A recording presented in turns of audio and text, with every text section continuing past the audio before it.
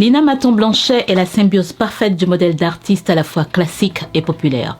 Populaire dans le sens folklorique du terme, car en dépit de sa formation classique, elle a embrassé très tôt le vaudou et les traditions folkloriques haïtiennes.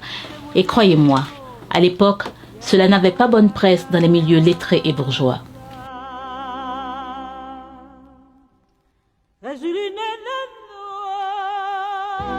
Née le 3 janvier 1903, Lina Maton-Blanchet était à la fois compositrice, pianiste, professeure de chant et danseuse. Elle a appris le piano dès son plus jeune âge auprès de Justin Elie, compositeur et pianiste de renom.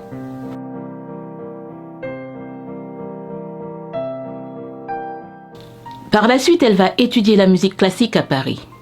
De retour en Haïti, elle fonde sa propre école de musique, le lycée musical de Port-au-Prince, où elle a d'abord enseigné la musique classique européenne avant de se tourner vers le folklore haïtien dans la fièvre du mouvement indigéniste provoqué par l'occupation américaine de 1915.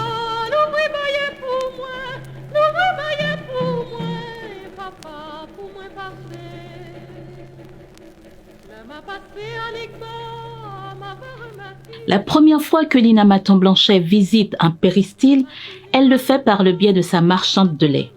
Après moult supplications, elle finit par la convaincre de l'y emmener. Fascinée par les danses, les rites et les rythmes, elle va parcourir tout le pays, visitant les 11 forts pour mieux s'imprégner des chants et des traditions vaudou.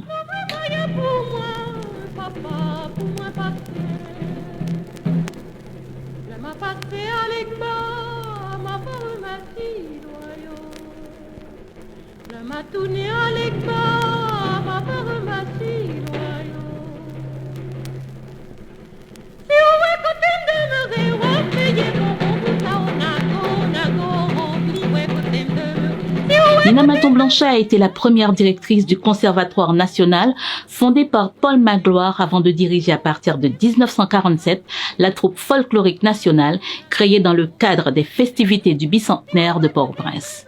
Cette troupe, dont elle a partagé la direction avec Jean-Léon Destiné, a regroupé des chanteurs, des danseurs et des musiciens qui ont représenté fièrement Haïti dans différentes manifestations culturelles à l'étranger. La pianiste Micheline Lodin-Denis, qui a été son élève, se souvient d'elle comme une personne exceptionnelle, une grande dame de la culture haïtienne. J'ai eu un mentor, c'était Lina Maton. C'est elle qui m'a vraiment façonné dans ce sens. Elle avait un très beau caractère aussi, très facile. C'est votre plus belle référence? Ah oui, ah oui.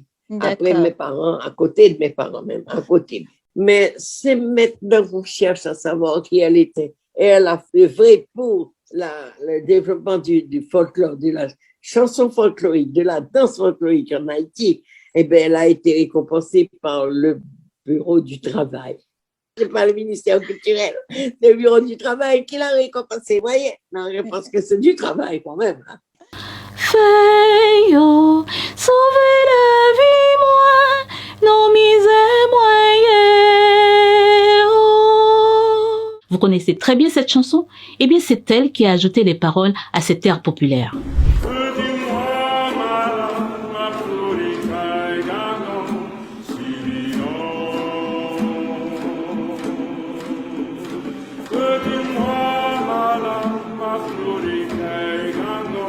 Lina Maton-Blanchet a formé et révélé toute une génération d'artistes, parmi lesquels on peut citer Luman Casimir, Martha Jean-Claude, Émeraude de Pradine, Micheline Lodin-Denis, Yol Desroses, Fédia Laguerre, Jean-Léon Destiné et plus près de nous, James Germain et tant d'autres.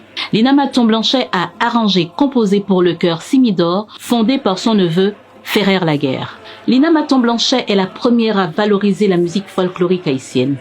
La première d'entre toutes, disait l'écrivaine Paulette Pujol-Oriol en 1994 à l'occasion des funérailles de l'artiste, morte le 11 mars de la même année. Lina Maton-Blanchet reste incontestablement l'une des artistes haïtiennes les plus influentes du XXe siècle.